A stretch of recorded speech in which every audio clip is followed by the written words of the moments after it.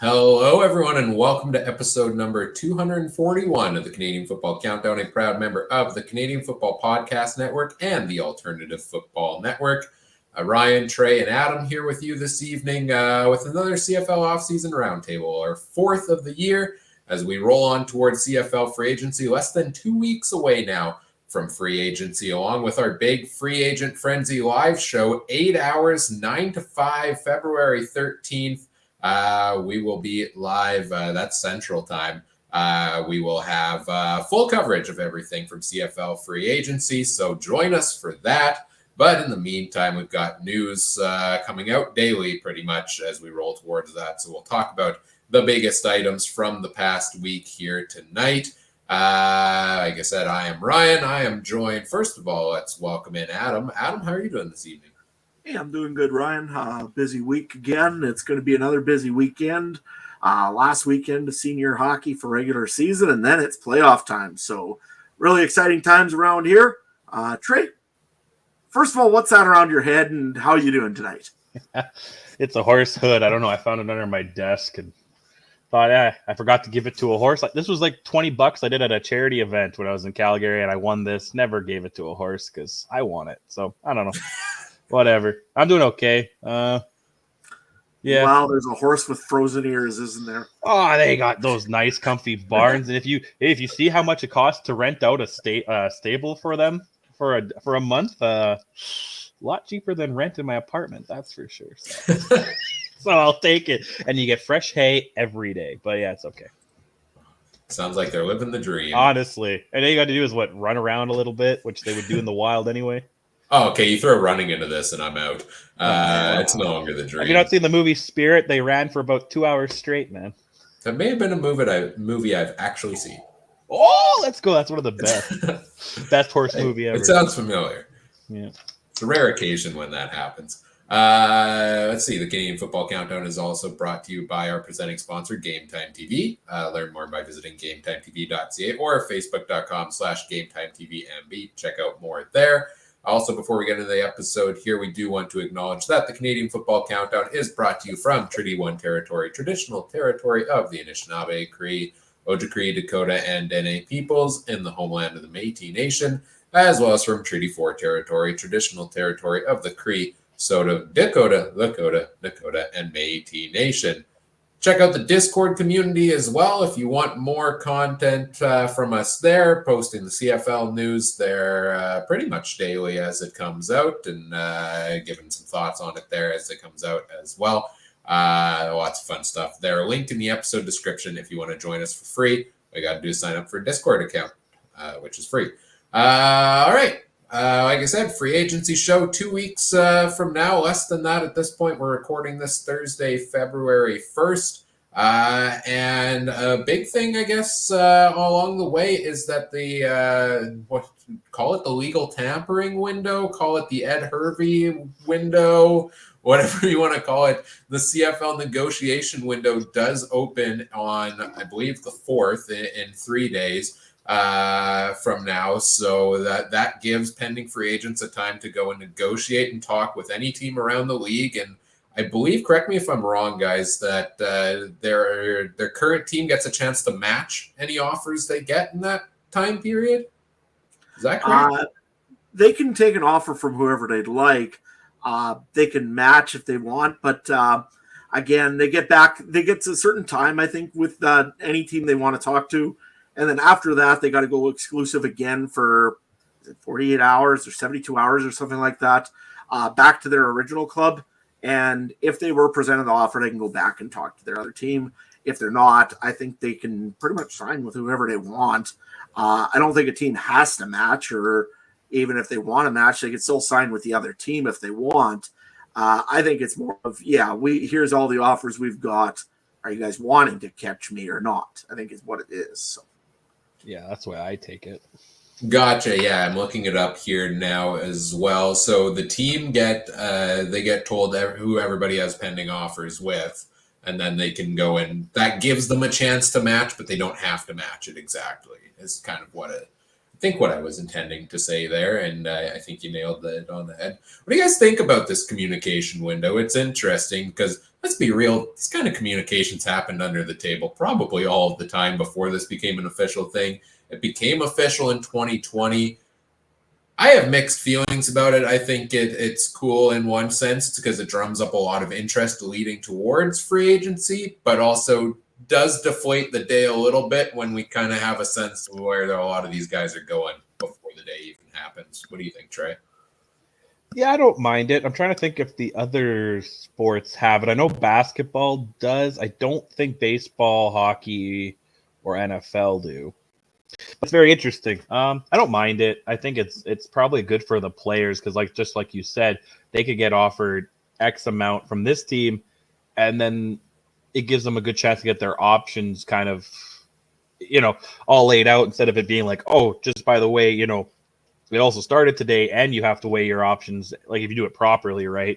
You find out once free agency opens, then you talk to teams. I think this gives both general managers and players more flexibility, and I don't mind it.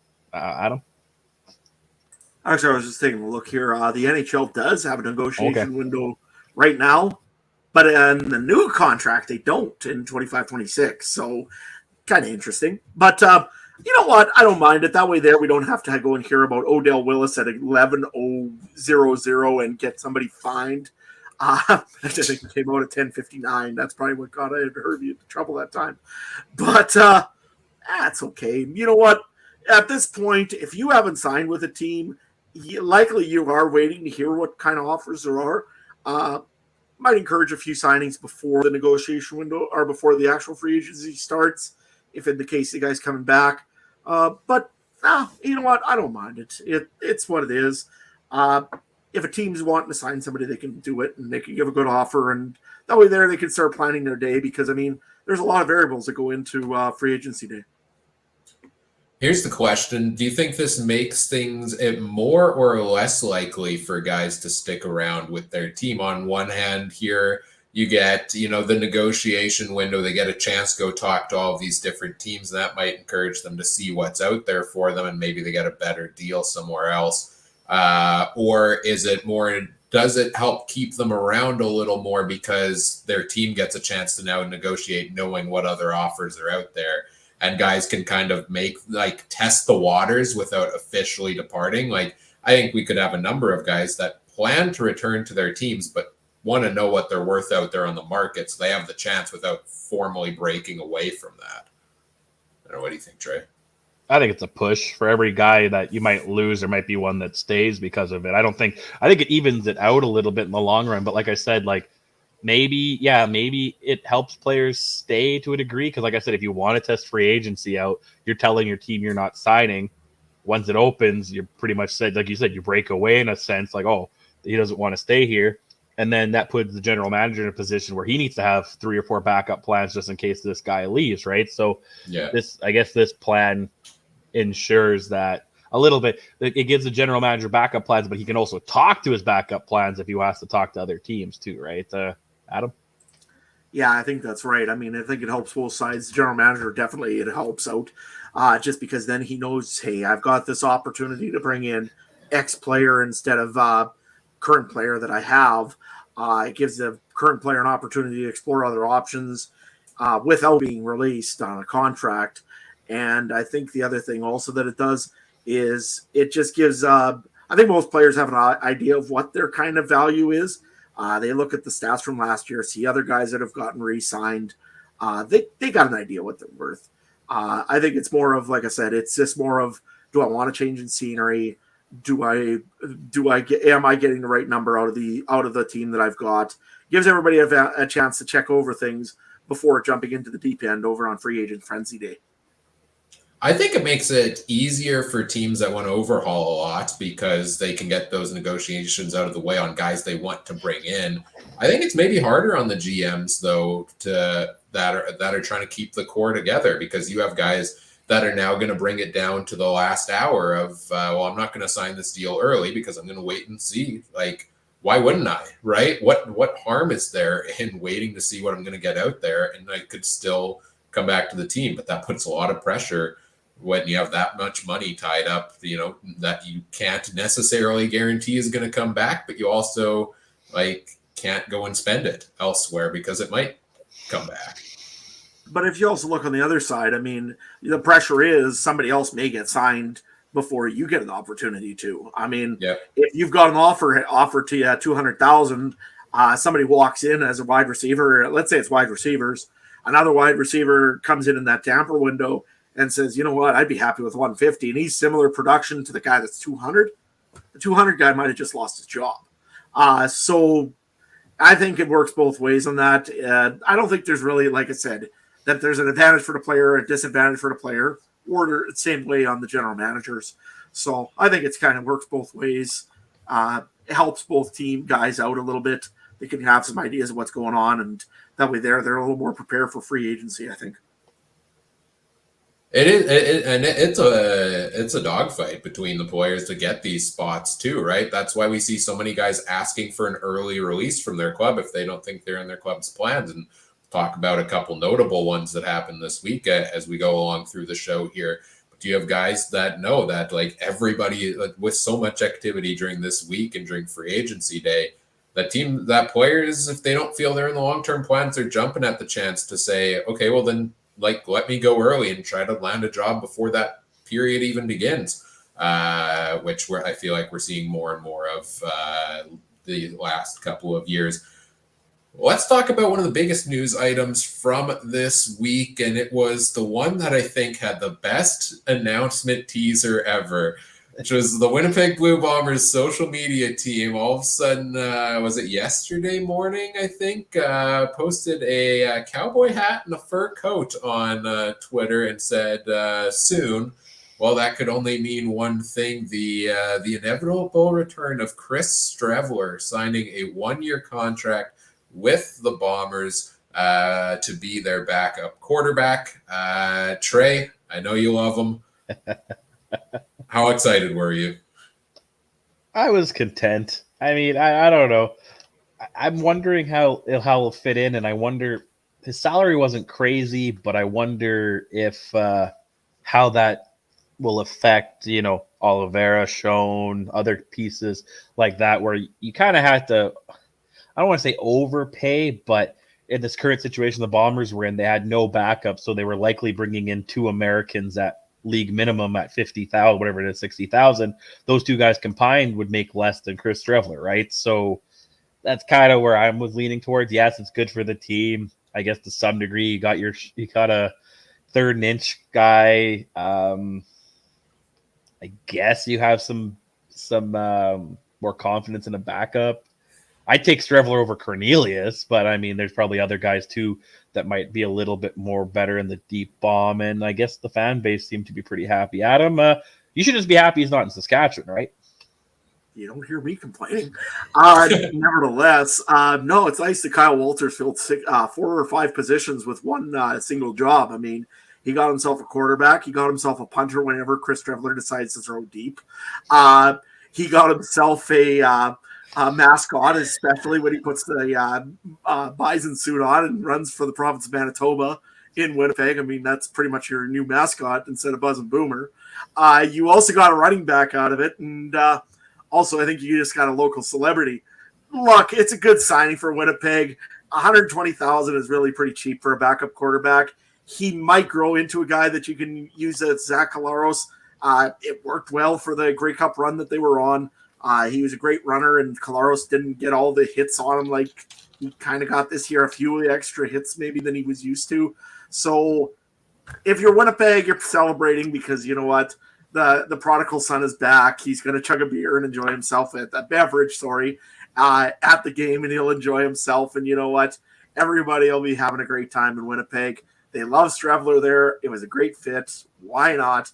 I'm not sure about the Dave Naylor comment about he was looking for a starter job in Canada because there ain't none for him as far as I'm concerned. Well, there wasn't going to be as soon as Drew Brown went to Ottawa, right? Like that was really the only starter spot out there available. So it was going to be tough for him to find a job there either way. And I think he knew that coming in, right? And yeah, I feel like Winnipeg is the best fit just because of the culture and the hype around him here, right? Like where else, go to any other team, you're probably not having that same level of status where, he got the $125,000 here. But a lot of his contract is incentives, and how much of his contract is the unspoken word of you're going to be like a face of the marketing face of this franchise over the next year, right? And how much is he going to get from like endorsement deals and things like that? And you're not going to get that as a backup quarterback anywhere else. The only reason people love backup quarterbacks in most cities is because they hate the starting quarterback. Well, in Winnipeg, everyone but Trey loves the starting quarterback, but they also love Chris Streveler. So, it's a great 1-2 punch for the team. Did I tell you guys about my nightmare I had involving Collaros? No. I had an actual nightmare. This perfect time to tell it. He moved into my building, and that was literally the worst. And my kids met him before I could say not to. And it was, he was parked his parking spot was right next to mine. I have no comment for this is a hand to God real dream too. I woke up screaming, sweating, like it was not good. I think we're going to explore the underlying meanings of this. I want to know that hours. too. I honestly want to know what's this meaning, because there's no way my subconscious is actually that worried about Collaros. Ryan, did he give you his 5 cents for a psychology test? No. Stuff. I mean, Charlie Brown stuff. No. Lucy or whatever, the $5 cents. Sorry, that was great. Anyways, long story short, good for Winnipeg. They got Streveler. He didn't end up in Saskatchewan. I'm thrilled about that. And life goes on. I think I like their way they're set up at quarterback mostly. Like, I don't think Streveler is a long time. I don't think he's a starter. I've never thought he's a starting quarterback. Like, I think he could maybe grow into one if his passing gets better. And in the NFL, it seemed like maybe it was getting a little better in his preseason games that he played, but I'm not confident in his passing abilities. I think it's the gadget plays. If Collaros goes down, he might be able to come in, use his running ability enough to win you some games here with the rest of the talent around him this season. But I think the long-term plan is that third-string quarterback they signed, which is, I think, Eric Barrier, who, won the Walter Payton Award in 2021, top offensive player in the division. And there's a lot of hype around him. So I feel like this is a good structure. And this is what I talked about, I think, last week on the podcast of, good starter, solid, you could say veteran, I guess, at this point, backup, and then the third string you develop for the future. And I think that's what they got to go with here. And I think Streveler is the perfect fit for that role. And why not get the fan base a little bit more excited with it as well? And boy, were they excited. And so was I. Happy to have Chris Streveler back here in Winnipeg. And one of my favorite takes about the Streveler signing that I saw all over social media is that the Bombers have their new starting running back. And honestly, I'm in on it. I don't think I want Oliveira back 100%. I think it's crucial for them to give him all the money they can to bring him back. But if not, Chris Streveler as a running back would just be fun to see. Can't be any worse than Greg McCrae. I don't know. I saw that. I don't know if I think it's different. I think it's a different position. It's weird that he could be a running because Lamar Jackson wouldn't be a good running back, I don't think. And I don't think Patrick Mahomes would be a good running back. So, but they're quick and elusive quarterbacks. So I don't know. Was the 2 quarterbacks on the field at once rule in place when Streveler was still in the CFL? So I wonder if we see Buck Pierce drawing up a couple of those this year for that offense. They're gonna use them. They're gonna use them in creative ways, even more so perhaps than in the past. Or everyone's gonna think they're gonna use him in creative ways, and then he's just gonna be a regular backup that does short yardage. But teams are gonna have to plan for it either way, which is gonna be tricky for them. I mentioned the running back situation. Let's talk about running backs around the league. As much as the quarterback market is drying up and there's not going to be a lot to talk about on the 13th there, I think the talk of the town this whole next week is how the heck are the running backs is the running back landscape going to shape out around the league? We have potentially 5 or 6 starting running backs changing teams out on the open market now. A couple notable things that happened in the past week. William Stanback was granted a release by the Montreal Alouettes after they re-signed Joshua Antwi last week. They re-signed Walter Fletcher today, so sounds like the team is going with that as their 1-2 punch, which pretty happy about that situation for Montreal. And Stanback asked for his release because he didn't see himself fitting into those plans. In Calgary, Dedrick Mills and Peyton Logan re-signing contracts there, meaning Kadeem Carey seems like he's likely on the outs because I have a hard time seeing them using all three. Devontae Williams re-signed a 2-year contract in Ottawa today, so he's one of the guys that's sticking around with his team. Johnny Augustine re-signed a contract with the Bombers. I think we talked about that maybe last time. And the current free agents out there on the market, you've got Brady Oliveira, AJ Ouellette, Kadeem Carey, Jamal Morrow, and William Stanback. 5 top-tier free agent running backs. What do you think is going to happen here, Adam, at a high level? Yeah, it's going to be crazy, I think, is what it's going to be. Some of these teams are willing to develop their quarterback or their running backs. If you look at Edmonton, there ain't no way Kevin Brown isn't the starter. And that one's clear and obvious. I think I was a little bit more surprised, though, when I heard that Hamilton was also speaking to the recently released William Stanback. That was kind of a shocker because they do have a pretty good running back already in Butler. So that was kind of an amazing one. There's still room and there's still places for running backs. I think Saskatchewan has just Frankie Hickson on the roster right now, so I'm sure they're going to look for one. Of course, Winnipeg, we talked about Brady Oliveira before. You look over in BC, I wonder if they're comfortable with what they've got over there a little bit.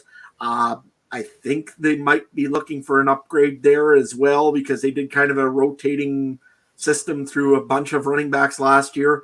And then also, again, in Toronto, they do have some depth behind them unless they're ready to start one of the younger backs there. AJ Ouellette, I think, by the way, has been talking on Facebook and socials, could be on the move. So there's lots of moving pieces, and this is going to probably be chaos until February 13th, or at least until the tamper window starts here and things start calming down. Trey?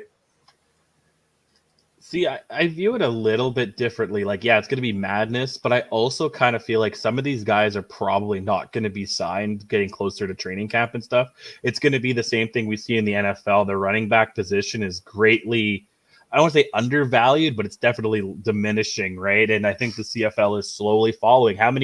What did Hamilton do with Butler all last year? What did these guys, what did Stanback really do? Some of these guys don't get reps because you can fill in a rookie running back from America pretty easily. The one guy that might, will obviously get paid is Oliveira because he's got the passport. But other than that, like maybe Ouellette, but even still, at one point, Ouellette was that rookie making $60,000 minimum. I'm sure no offense to him, but there's probably 20, 30, 100 more guys from Louisiana that need a job right now that could do the same thing. And it sucks with the running back position. What's the average lifespan? 3 to 5 seasons in the NFL.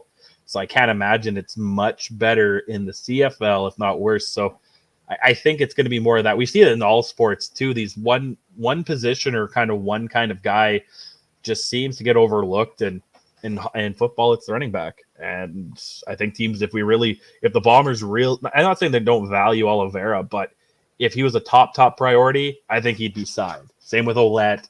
I think some of these guys, I think that's how it is, where Kyle Walters is like, well, do we spend $300,000 on this guy when we barely have $300,000 left? One thing I could bring up is a guy like William Powell. He came into the league. Everybody thought he was real hot. The Riders brought him in for a while. He was great. Everybody thought, oh, this is going to be the answer. Nope. Went back to Ottawa, and nothing happened. All of a sudden, if you look, Ottawa's signing Devontae Williams for a longer term here because they need a solid running back. And I know William Powell's been gone for a year now, but it was a hot thing. He came in, he was great, and then he was gone. Another guy that I could think of, and I think he's still, I don't know if he is still on the active roster or not, would be a guy like Keenan LaFrance. Ottawa has him. He's in BC now. Keenan LaFrance came in. He was great in Ottawa there for 1 or 2 playoff games. and then kind of disappeared. So, yeah, you're right, Trey. Running backs really are undervalued. I think for the Bombers, I don't know. Let's say Oliveira's 300,000. Ouellette would probably be a little less because of stats and passport. Well, why wouldn't the Bombers try to take a chance on him and say 250? They save 50,000, and I think Ouellette would fit into the Bombers scheme just as good, if not better, than Oliveira, right? To some degree too, right? So I think a running back is there's obviously guys who are different, but it is one position where you could put almost. You just got to hand the guy the ball, and he's got to run forward. Like, yes, Oliveira is a little different. Harris was different in his prime. Cornish was different in his prime. Different guys, but there's also these guys. Like, could you really tell me the difference between if you took the number off? Would you know who's in the backfield for some teams? Like, you know what I mean? Like, I don't think you could. Yeah, some of them, I think you're accurate on that. I think the running back market, I think Oliveira has potential to be the highest paid running back in, I can't say CFL history because they didn't have a salary cap back in the day. And didn't Ricky Williams get $1 million or something stupid? Rocket Ishmael was him too. Rocket Ishmael got $1 million. Oh, I thought Ricky Williams got something stupid to come here. He did too, but Andrew Harris also was getting a pretty good salary in Winnipeg back in the day. I think it was only like 175, 200,000 in Winnipeg, wasn't it? Maybe up to 250. I could honestly see somebody giving Oliveira 300, and the big difference between the two that you're talking about there, Trey, Ouellette's stats are great, and I think Ouellette is definitely up there, almost at the same level. It's the passport difference. It's the ratio breaker to start the Canadian running back. That's going to give him more. I get that, but if one team could survive that, it's a team that has Dembski and Wollerturski as your two receivers too. Yep. And don't they have 2 or 3 offensive linemen? Right? So that's already 5 of the 7. And you know what I mean? And I think the Bombers were already using kind of is an Augustine Canadian? Yeah. Do they just say screw it and go with him? Like, you know what I mean? Like, if again, you just get a couple American backups and you still got the Canadian running back. So yeah, I mean, let's face it, if they really wanted to, they could go with Greg McCrae this year and just start it off and be done with it in Winnipeg and have him as an American. Another team that probably would love to throw another offensive lineman, though, up front would be a team that would be after Brady Oliveira. I would think Ottawa maybe would think about it. I'm sure they would like another American offensive lineman. Obviously, the team of the hat that I'm wearing tonight, I mean, they would probably like another offensive lineman that's a real performer, that's an American. So it's, like I said, there's those sort of teams that are going to be looking for that passport ratio breaker, and Winnipeg, you're right, has a lot of American or Canadian pieces already in the lineup. So that's why I just don't see them overspending for that Canadian. You know what I mean? Like they yeah. But again, do you take the extra because Brady Oliveira has kind of been Andrew Harris 2.0, especially when you look at the community stuff, right? My girlfriend only knows him because of his dog Instagram. You know what I mean? How much does that generate outside interest and stuff too? I know it sounds dumb, but you got to think of jersey sales to a degree. You got to think of other stuff to a degree. Do you make that Ohtani getting $1 billion because they're going to make that back? I guess. I don't know. I'm waiting for a year. How much does that make Travis Kelce worth? Yeah. I'm just saying. Did you see the numbers about how much extra Kelce and Swift have brought in millions to the NFL? So. But I'm also waiting for one team to just say screw the salary cap because it's a suggestion anyway, and just say screw it. But maybe this year. Maybe this is the year there. Yeah. Being the hometown kid, I think, puts a bit of an extra emphasis on keeping them if you're Winnipeg as well, perhaps. If we're talking about Oliveira there. The one that intrigues me on this list kind of as well is Kadeem Carey. Seemingly being on the outs in Calgary because they've had a stacked backfield for years. Just 2 years ago, Carey was the top running back in the CFL, 1,400 yards or something like that year, I think.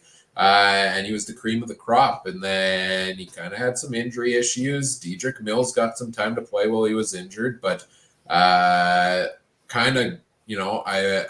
my expectation, I think, coming into last year was that Mills would be on the way out and finding himself a starting job somewhere else. But it seems that's the direction they're going. And now Kadeem Carey is going elsewhere. That one intrigues me a little bit. Yeah, a little bit. I think also the other one that intrigues me just a little bit is Jamal Morrow. Really, in Saskatchewan, he's done a very good job. He's kept quite a bit of calm in a backfield that's usually in chaos. So that one there surprised me a little bit. Yeah, he's had a couple injuries as well. Age is probably getting up on him a little bit as well. But that one there surprises me. I don't see him coming back right now from what all indications are. So that'll be interesting to see if he does and where he does end up playing this year. Now I just want to see Oliveira follow Drew Brown to Ottawa and they win or something. And then I'll say, I guess we should have kept Drew Brown. Well, that one's not going to happen because they brought back Devontae Williams. So that's true too. Yeah, that one's pretty solidified there. Top 5 of these 5 free agents. I'll put you guys on the spot here. Rank them in order. What order would you prefer? Oliveira, Ouellette, Carey, Morrow, and Stanback. Trey, what's your top 5? Or what order would you prefer to have them if you were a GM? I know you want top 5, but I would go 1A, 1B, Oliveira, Ouellette. I wouldn't be upset either way. After that, I guess Morrow, Carey. What was the last one? Morrow, Carey. Stanback. Morrow, Carey, and Stanback. I like Stanback. I just felt like he hasn't been overly healthy. But I guess that's my 5, Adam. Oh, I would probably say AJ Ouellette because I think he's a year or two younger. And also I think his yardage and ceiling's a little higher than Brady Oliveira. And that the only reason I'm saying, and that again with a big asterisk, if you don't need a Canadian. If you need a Canadian, it's Brady Oliveira, no question. But Brady Oliveira would be probably number 2 on my list. I would probably say then Kadeem Carey, just because you're right, he is a year away from being MOP, or most yards, I guess I should say, that year in 2022. Then I would probably go with Jamal Morrow, and William Stanback's an interesting one, but I think the age is starting to get there on Willie Stanback. Yeah, I've got a similar structure in mind. I think it's Oliveira a bit ahead of Ouellette. I do like both of them quite a bit. Then I think there's a bit of a gap. But, Kadeem Carey, didn't get a ton of usage. Calgary's offense just wasn't great last year, right? Like, they didn't move the ball down the field very well because they were throwing 5-6 yard passes all the time. And if those go incomplete, it kind of puts you in the second and long, and then are you going to run the ball? And you got Dietrich Mills in there too. So I'd be interested in giving Carey another chance if I was another team.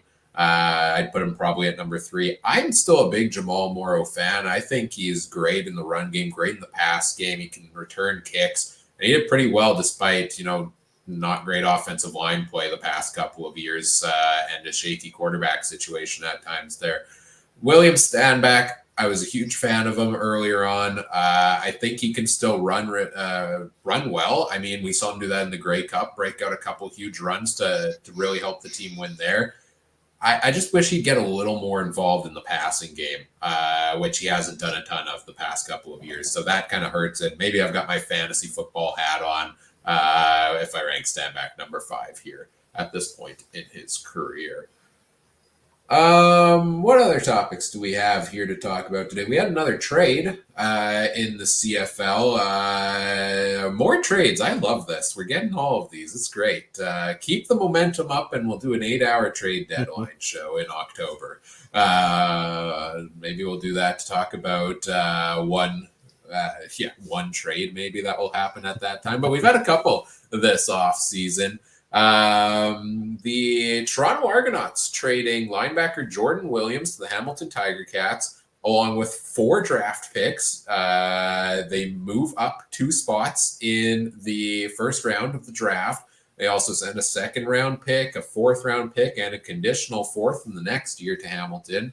And Toronto gets back. Again, they moved up 2 spots in the first round. They get 2 third-round picks back-to-back in this year's draft. So I guess it's like a 2nd and a 4th for a 3rd and a 3rd. A conditional and a conditional 3rd in the next year. And negotiation rights for a wide receiver, Deontay Burnett. That was a mouthful for a trade involving one roster player. I guess the notable one here, Jordan Williams, was a first overall pick, I believe, by the BC Lions. I want to say back in 2020, or at least first round pick.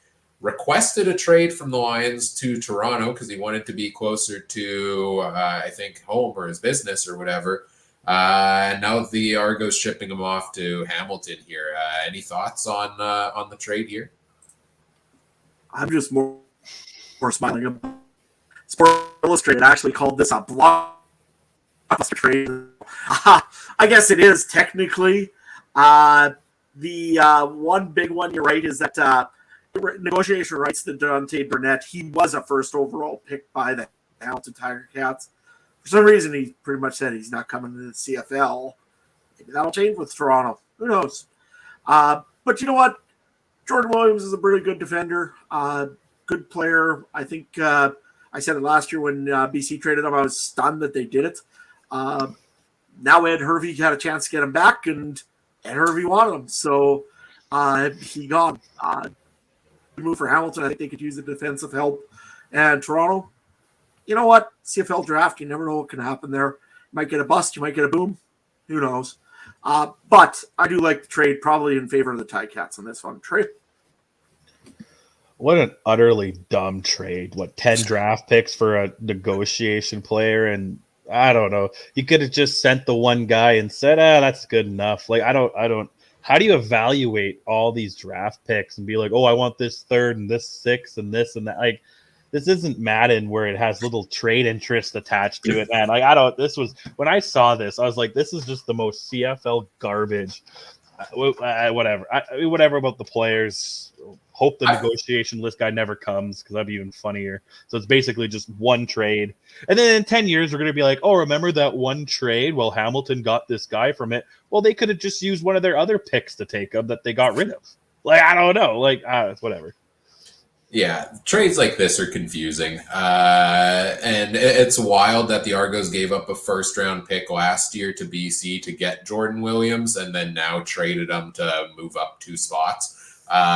In this year's draft only seems like diminishing value on that trade for them. But, my joke here is they signed another Jordan Williams, I believe, on the defensive line a couple days earlier. And I think the Argos thought they were just going to get too confused having both of them on the same side of the ball on the same team. So they decided to ship one out. Easy way to fix that problem, I guess. Did they trade the right Jordan Williams, though? That's the question. Ooh. They may have screwed up and set the wrong one on the plane. That would be funny. That would be a CFL moment, that's for sure. Actually, what I was more amazed about this trade was Toronto just finished paying him a $35,000 bonus, didn't they, just the week before? I think it was written down somewhere. So that's, you know what? Why didn't you make the trade a few weeks earlier, Toronto? I mean, there must have been something with cap or something or other, but just weird. Yeah, and big name linebacker going over to the Ticats. Of course, that's interesting because Simone Lawrence still unsigned, Jameer Thurman still unsigned. So a couple notable linebackers that Ticats have not re-upped with yet. They're a team that really hasn't re-signed a ton. I think they're going to be a team very active throughout this negotiation week, and they should be because they, I think, need to turn the tide a little there in Hamilton. Other news this week, not necessarily on the field, but in the broadcast booth, we've got some news here to talk about, Adam, that the Saskatchewan Roughriders are looking for a new play-by-play commentator after Michael Ball has been let go from his duties there. Of course, there was a lot of talk all over social media about that one. So, guys, are y'all applying for this job, or? Hey, if you go and look at the Madden cast, my voice speaks for itself. That's all I can say. Good, bad, or otherwise, I suppose. But in regards to Ballsy, you know what?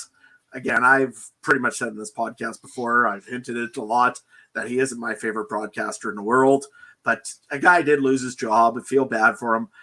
He is a guy from Saskatchewan that was raised in Saskatchewan that got to do maybe the job that he always loved to do. And I hope that was the case. A lot of guys like me and myself or other people in this community, we don't get to do what he got to do and experience what he got to experience. So, you know what? As much as I'd like to go and say a bunch of other stuff and make myself look unprofessional, I'm going to take the classy road and just say best wishes to whatever he does in the future and go from there. I honestly couldn't tell you. I don't think I've ever listened to one broadcast of his. I don't have any reason to listen to the Saskatchewan Rough Rider radio call, but yeah, I don't know. Good on him. Good. I don't have a good. Best of luck. Adam's got a tractor, man. If you need a job, I guess, but I don't know. Yeah. I guess he's not. If you're not doing anything February 13th. Anyways, no, you know what? Like I said, it is what it is. He took a lot of abuse from fans over the years. I used to do, I think, the post game calls for Saskatchewan afterwards. I mean, it was a pretty good time then, but yeah, I'm sure he took enough abuse over those calls over the times, and I think he'd like giving it back a little bit if you know ballsy. So yeah, you know what? It is what it is. Things change, things happen.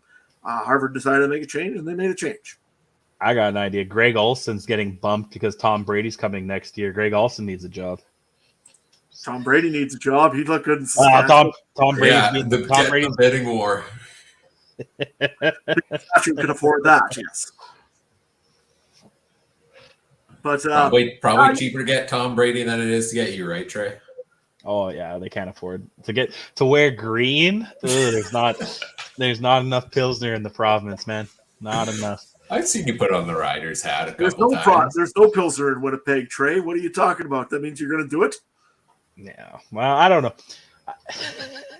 You know what? Actually, though, I think the best way for some of those people is to be a fan for the other team because then you don't have the green colored shades on, right? And that's the worst kind of broadcaster when it comes to the regional stuff. Is those kind of people who grew up Saskatchewan? Of course, he's got a great passion for it, but you know. His allegiance lies there, so when push comes to shove, he's going to kiss the Riders' ass. But if you're a guy that doesn't like the Riders, like this guy, but I also do it to the Bombers too. So, and the other thing is, I mean, in Saskatchewan, I know that Harvard really does get affected by what the Riders want. So if they don't like somebody, that guy's gone. Plain and simple. It's kind of a cutthroat thing. I know Saskatchewan has already. There's been talk that they may just do a regional guy that's just dedicated just to being the rider announcer, and that's it. That's all, nothing else.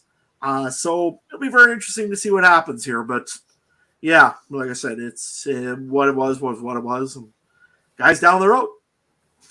Yeah, and I'm not going to trash talk personality or anything, of course, but I think this year is going to be a very different year for riders as a whole, right? Like we had so much talk about off-field things with the organization and everything over the past couple of years. Whole new coaching staff in place, new broadcast team, presumably at least partially in place. I'm excited for Riders football this year. I think Corey Mason's going to lead that team very well, and I'm excited to see what fresh voice gets into the broadcast booth.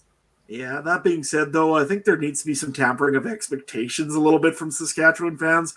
I've heard guys saying we're going to the Grey Cup already, and I'm like, really, guys? What have we done that shows me showing us going to the Grey Cup? I mean, yes, we've got a new coach, and I think Corey Mason will be great. I think that whoever the new announcer will be great. Whoever does the post-game show, as Daniela Ponticelli moved out to doing women's professional hockey, whoever does that job will probably do a great job. But my thing is, there's been not a whole lot of changes yet in Saskatchewan that say to me, this is a Grey Cup champion. So, I know that one news writer in Saskatchewan here got absolutely bashed for saying, you know what, temper your expectations and, hold up. We still got to see something out of this team, and just got trashed. So, keep it easy. It's still a long ways to go before season starts. You could be like 0-17 and people will still think you're going to win the Grey Cup. Like, oh yeah, it happens everywhere. Yeah. Saskatchewan, though, it's like the Toronto Maple Leafs of the CFL. I mean, Dallas. we have Yeah. crazy expectations. There's Texans that still think Dallas has a chance in the Super Bowl. Like, you know what I mean? So, like, it's the same thing in every sport. And the Rough Riders are the Cowboys and the Leafs. But I'll tell you why they're going to win, Adam, because I bet on them to win. That's why. Oh, you did. So you can't wear a green shirt, you can't wear a green hat, but you can bet on the Saskatchewan Roughriders. Whatever makes money, man. Right? Yeah, betting is completely different. I'd bet to the exact minute of my parents' death if there's odds on it, man. Like, but doesn't mean I want it to happen. But if I make money, jeez, I know that one dark fast. I just know my parents don't watch this, so we're fine. Well, let me find a phone number here for you, Trey. Crap, I don't know how to turn on Facebook. It's okay. Dark. Whatever. You know what? The fans expect it out of me, man. I was, if I don't say something stupid in episodes, and it's gonna be like that stupid thing where they think I'm like held hostage in my own house on Instagram, or people do that. So I guess moving on here, we got some great free agents that are available right now. Oh God, yeah. I mean, like, it's just insane how many actually like top performers are, including a most outstanding defensive player right now in BC. Matthew Betts has not re-signed a contract. I'm just going to throw quick rapid fire on a few players and just see where you guys think they're going to end up. Let's start off. Matthew Betts, where do you think he's going to end up? Quick go.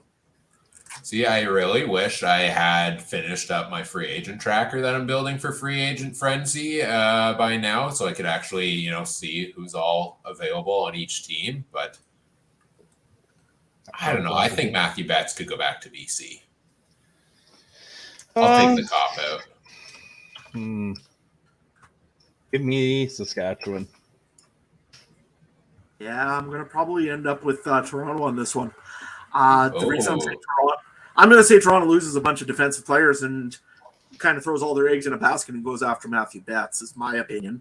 Let me go and grab another name here for you. Greg Ellingson, he's a free agent. He didn't do a whole lot in Ottawa last year. But he did nothing in Ottawa last year because he was in Montreal. So he played one game in Ottawa. They were when they were there. But nevertheless, Greg Ellingson, he was signed with Montreal. He's not re-signed again here. Probably going to be a free agent. Where does he go this time? Especially after the year in Montreal. UFL. How is my leaning as well? I don't know. I don't UFL know. UFL or his couch. I don't know. It's back-to-back years now, right? He stayed pretty healthy for a long time and was a great receiver in the league, but it's been back-to-back years with injuries. If anything, I think it's a cheap deal he's getting. He's getting up there in age. I think it's a cheap deal, maybe not on the first day of free agency for him somewhere. Yeah, he'll come in as the 4th, 5th, 6th guy closer late February, I think, yeah. Yeah, that's my opinion too. He might come in late, but I think he's going to probably get a shot in the UFL because I just don't see, or wherever. I mean, or maybe a PR or something, or I don't know. He won't be in the CFL right off the bat. I don't see him signing immediately. Let's go over to Toronto.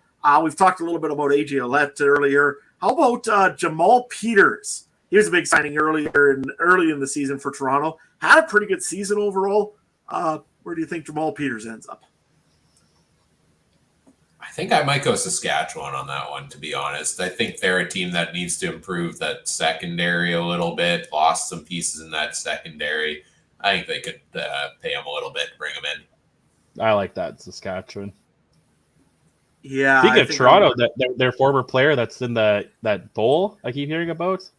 Who's that? Quante Stiggers? Yeah. He was CFL Rookie of the Year, was he not? Yeah, I thought so. And is he NFL draft eligible? Is that what this is? Yeah, he is. It's a weird situation with that guy because he didn't play any college football or something and then got invited to he signed a contract with Toronto, played with Toronto, then went to the East-West Shrine Bowl here just this last week or whatever it's been. And now is NFL eligible. So strange situation with him. But, I think Jamal Peters might end up in Saskatchewan. He's got the connection with Corey Mace, and it would be the most logical choice. But we might re-sign also in Toronto if he got the right money there. I got a name here for you. Lucky Whitehead. Where do we see him going? Because he's gone from BC for sure. Yeah, without a doubt. I could see Lucky Whitehead probably ending up maybe in Hamilton, just because I think they're going to lose Tim White. So they're going to want a big piece to bring back, and I think Lucky Whitehead might be just it. Give me Ottawa. Give someone to Drew Brown to throw to. I think you guys hit my top two on the head there. I was leading both of those. Hamilton first, probably Ottawa second. On that, I think he can be a good fit for both teams. Both teams, I think, need a bit of an upgrade at wide receiver. And he had a down year, but I honestly think he can bounce back pretty well in the right situation. Yeah, I agree. Well, I mentioned him when I said that he's probably going to be gone from Hamilton. So let's go to the Hamilton Tiger Cats. Tim White, big receiver for them last year and is a free agent. Where do you guys think? Give me Edmonton. I don't know. Yeah, it's tough to think of these just off the cuff without seeing the full breakdown. I don't see BC. I see them being set at receiver. I see Calgary being probably pretty set at receiver. Winnipeg, I mean, if they lose Dalton Schoen, can they afford Tim White? Maybe. Saskatchewan, I don't know if they'll be interested. By the way, big signing today is Sean Bain back for 2 more years with the Riders, 1,000-yard receiver there. He was their notable free agent. Edmonton, I mean, you don't know what Edmonton's going to do. They released Stephen Dunbar, who was expected to be one of their bigger name receivers last year. I'm going to say if Tim White is not in Hamilton, maybe Montreal to replace Austin Mack there.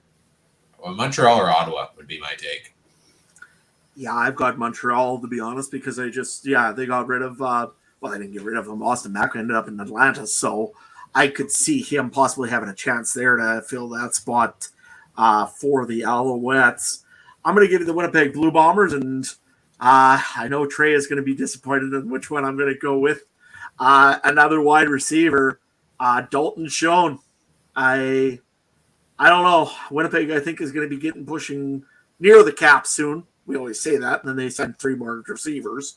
But nevertheless, if Dalton Schoen does leave Winnipeg, where does he end up? I'm going to go with the Calgary Stampeders. The Stampeders still need help in that receiving side of things. Last year, you've seen they were banged up quickly, and they did not have the depth that they usually do. Dalton Schoen would be an explosive player in there instantly. Would look really good right beside a few of their guys. I think he'd be a great player for Calgary.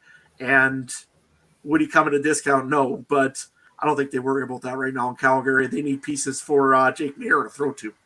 See, I disagree on Calgary because their biggest free agent acquisition, arguably at wide receiver, is going to be Malik Henry being healthy this year because he started I think if he could have played a full year last year, he's a guy who could have finished top 5 in wide receiving in the CFL. And having him back alongside Bagleton, alongside Mark and Michelle, who they brought in to replace them there. If Jalen Philpott's healthy, that's a potentially huge boost. They've got a bunch of other young guys there. I think Calgary's a team that just had too many injuries last year, but they've got the talent.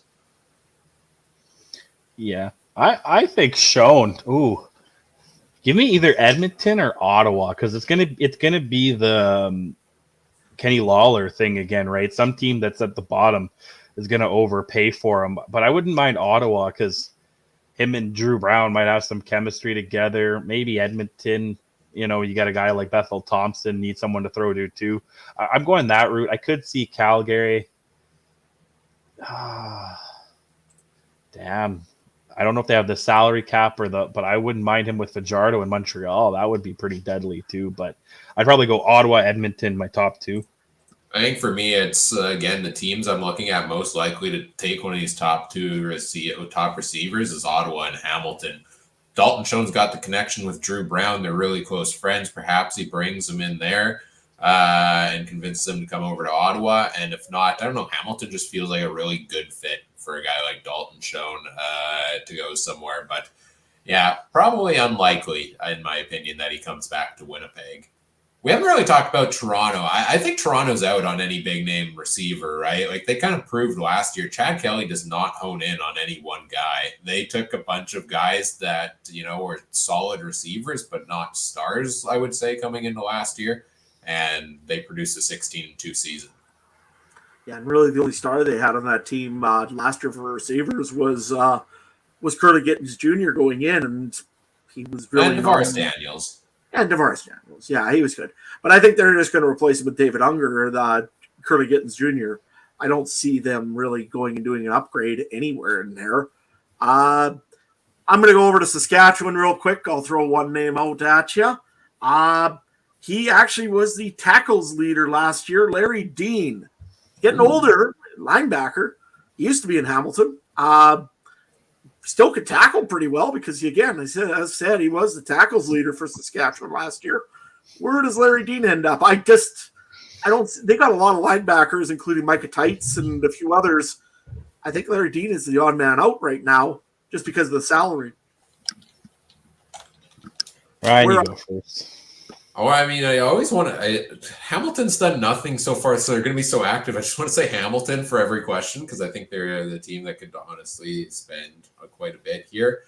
Other than that, Larry Dean, maybe Calgary, maybe Edmonton. A return to Edmonton. He's been there before too, right? So, yeah, I was thinking Edmonton. That seems to be with Chris Jones will poach any guy who's later in his career. That's a defensive guy, right? So, yeah, I'm going to have to probably look at Edmonton as well. I think he's probably the right kind of for Chris Jones's scheme. Although they do have a new defensive coordinator also in Edmonton, or about to. Apparently, Jason Shivers is talking about signing there or getting signed by Chris Jones. So, wow, Chris Jones actually giving up responsibility. Thought I'd never see the day. Anyway, Calgary's done a very good job of signing the wide receivers and every kind of big name that they really need to re-sign, minus, again, Kadeem Carey, and we've talked about him earlier. So I'm going to go with one more just from an audible from Saskatchewan. Tevin Jones, wide receiver. He was actually a big part of the Riders for a little bit there. Was probably one of their better receivers for a while, but apparently couldn't understand the playbook. Yeah, cut the crap, Craig Dickinson. What is that? Like, exactly. I mean, just throw the guy under the bus while you leave town. I mean, I don't get that one. But I'm sure Tevin Jones is going to be on the move because, again, they just re-signed Sean Bain Jr. And I'm sure the Riders are looking at other receivers as well. Where does Tevin Jones end up? Anybody got it besides Hamilton, Brian? Dang it. I don't think he's the guy somebody's going to sign as like a number one receiver, maybe as like a number two, number three, but he's definitely a good receiver. Like he put up 800 yards last year and somehow got benched after that. Yeah, okay. He couldn't understand the playbook. Maybe it's just he didn't understand bingo bowling when you went on your bingo or on your bowling trip. Hey, bingo bowling's confusing, but fun. Tevin Jones. I could see him maybe being a guy that, if we talk about Toronto, maybe one of those names that Toronto brings in, especially if they can't re-sign DeMonte Coxey. I think he could fit a good fit in a role like that. Or maybe Ottawa too. Like Ottawa's got a decent receiving core on paper. I think they'd be fine potentially without signing another top tier star if they signed a guy like Tevin Jones. Yeah, I see that. I like Toronto. Like you said, he's going to be a guy that's more like the third, fourth guy. So a team like Toronto is kind of set. Does Winnipeg bring him in if they lose Schoen? Something like that. But, yeah. Or Hamilton. You said Ryan couldn't pick him, so.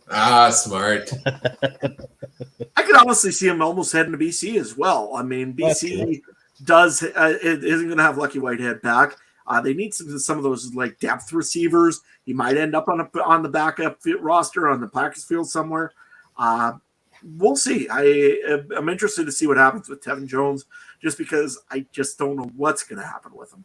You know what? That's a good point about BC. Like in my head, I'm thinking, Hatcher, Hollins as their big two, and then McInnes and Katoy are kind of your top four there. But Hatcher's going to be injured until like October this year, so they are a team, while they seem stacked at receiver, that is probably going to need somebody for a good chunk of the year. So I kind of wrote them off in that department, but I think you're right. They could be active there.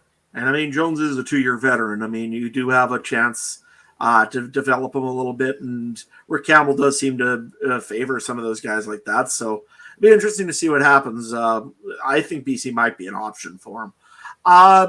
One other guy that I got from the Edmonton Elks, and please tell me you guys give me the right answer, I hope, on this one.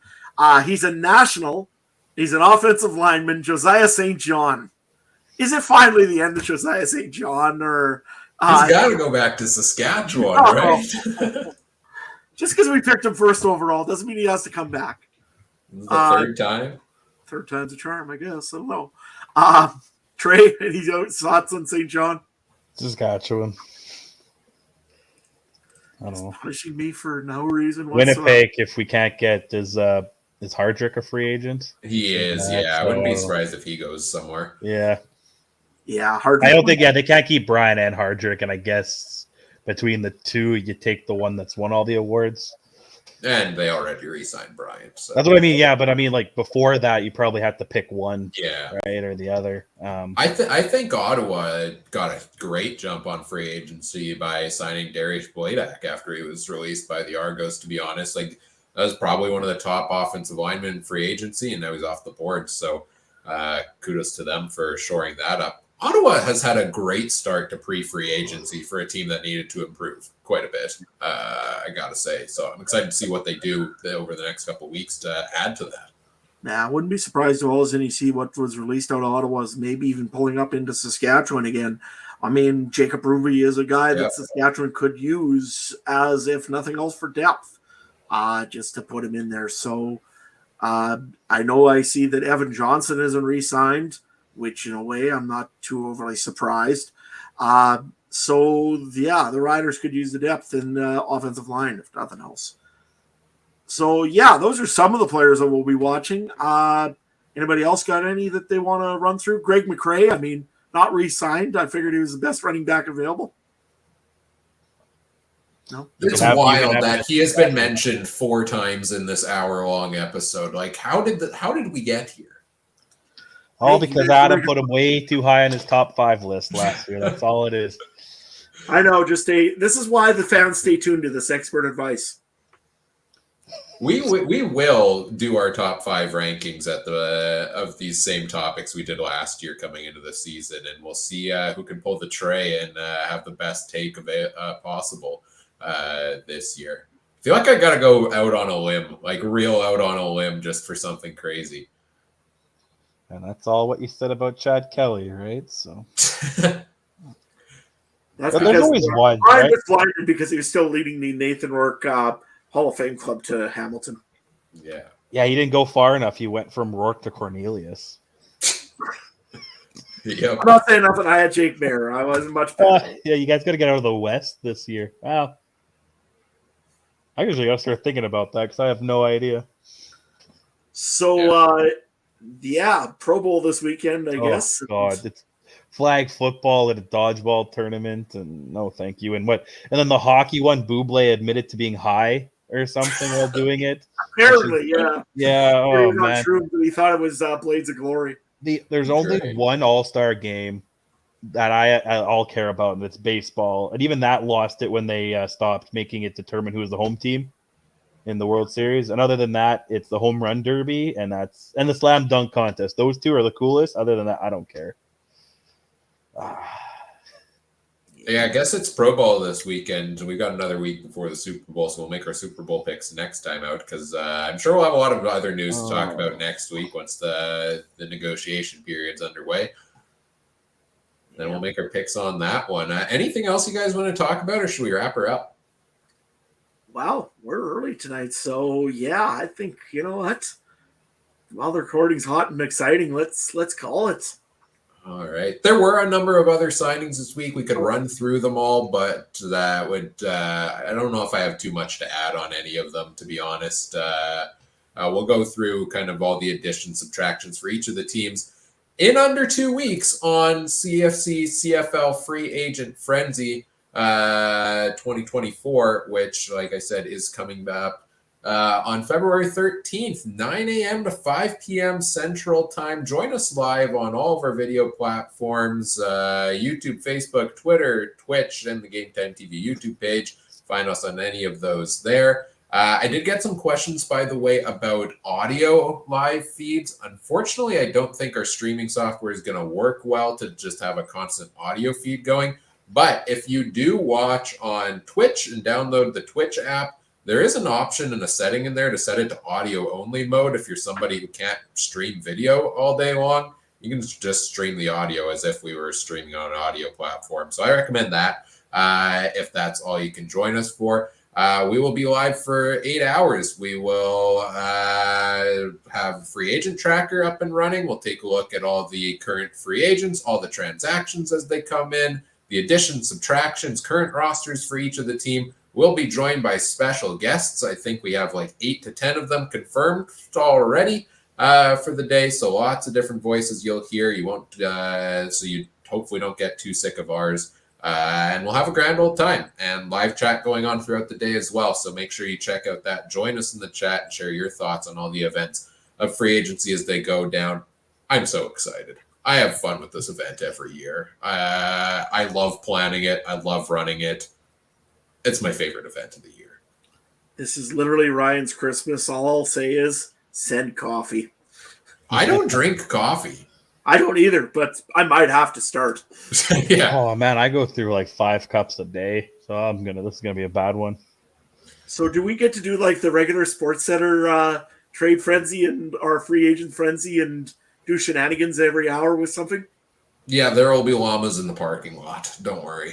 Perfect. Oh, that's all on you guys. I'm sitting at my chair all day. Well, you know what? I'm in Saskatchewan, so we have sheep that sit on Mosaic Stadium. So yeah, maybe we can. I guess there's snow out there. I was like, can we cut to Adam just a little farming, like on the combine, just rolling down the crops? Or you're in the wrong time of year, buddy. We can dig up some old YouTube videos of yours. I'm sure. Oh yeah, for sure. But, we watched Theodore Buffalo highlights. Oh yeah, perfect. There we go. Yeah, highlights from the other sports in our areas of interest. But yeah, Free Agent Frenzy 2024. Join us for that, and we should have another episode before then where we'll remind you to do the same thing. Also, if you want to follow us on social media, there it is. We'll be sharing a bunch of promos for that probably over the next couple of weeks as well, trying to get it out there. We really appreciate it if you help retweet it or repost it or whatever. Help us get the news out there. At CF Countdown Pod on X, Facebook.com/CF Countdown Pod as well. I am at Cooper Trooper 42 on the old X. Mike is going to join us for Free Agent Frenzy, supposedly at Mike Garrell. You can find him as well. Adam, where can people find these old farming videos of yours, and where can they find everything else you're doing right now? Type in Farmer in Sask. You'll probably find some of my stuff either on the old YouTube or on the Instagram. Otherwise, yeah, just follow me at Adam Stewart 1. Most times I got good stuff on the Twitter account. I try to retweet or do something on there. Usually it's actively promoting this CFL frenzy, if you will. So, yeah, I'll be doing some of that stuff. I'll be talking to some people. I'll try to share some of the CFL posts as I see them coming in and all that good stuff. I might even share a video on what happens if you don't like standard bred racing. Right, Trey? Man, I like that TikTok. I don't know what you're talking about. It's a pretty good TikTok. Where can guys find you, though, Trey? You find me on the X at Trey Harness Link. I got all your standard bred needs. I don't care if you really watch, but view my harness racing show on my quest for 25,000 views. It's getting close. Also check out my UFC show. 4 episodes. I'm over 150 views or listens, so I'm pretty happy about that. 13-10 this year. Not the greatest. The Canadians really crapped the bed on me last weekend in Toronto, but that's okay. We got a lot of months left. 11 straight weeks of UFC, so I'm going to be dialed into that from now until 300. So, yeah, check me at Trey Harness link for that. And follow me on TikTok at Harness News Updates. You can see me shooting guns at people, hypothetically. True. I'm glad you added the hypothetically. I mean, Winnipeg is, the capital of the world. Yeah, we use nice. Okay. We use nice, Adam. Anyway, let's wrap up before we get this taken down. This is gonna get taken down off of YouTube, so let's just move on. Oh boy. Let's not get the account banned before the free agency show, guys. Like, let's at least make it. I will cry. You're ruining Ryan's Christmas, Trey. Yeah, there's Christmas, there's Ukrainian Christmas, there's Chinese New Year, and then there's CFL Free Agency for Ryan. Yeah. Pretty much. Love it. Which sums it up, yep. Yeah. This is how Ryan decides who he's going to pick every year in fantasy at this time of year. Yeah, exactly. Always looking ahead to fantasy. Check out the Discord community as well if you want to see more fun stuff. If you want to see links to Adam's farming stuff, Trey's UFC and harness link stuff, he posts those in there regularly as well. Of course, all the CFL talk we've got going in there. I'm sure there'll be a lot of activity leading up to free agent frenzy there as well. Link in the episode description if you want to join that. Check out the other shows from around the Canadian Football Podcast Network at CF Pod Network on Twitter. Also, check out all the other great shows from around the Alternative Football Network at the official AFN on Twitter, alternativefootballnetwork.com. And perhaps you'll see a little bit of a collaboration there with us in the near future as well that you can look forward to. A little teaser for that. More info on that soon.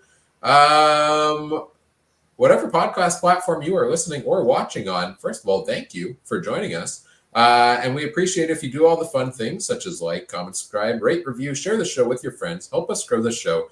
We always appreciate that. On behalf of Trey and Adam, I'm Ryan saying thank you for listening. Take care. Have a good one. Bye.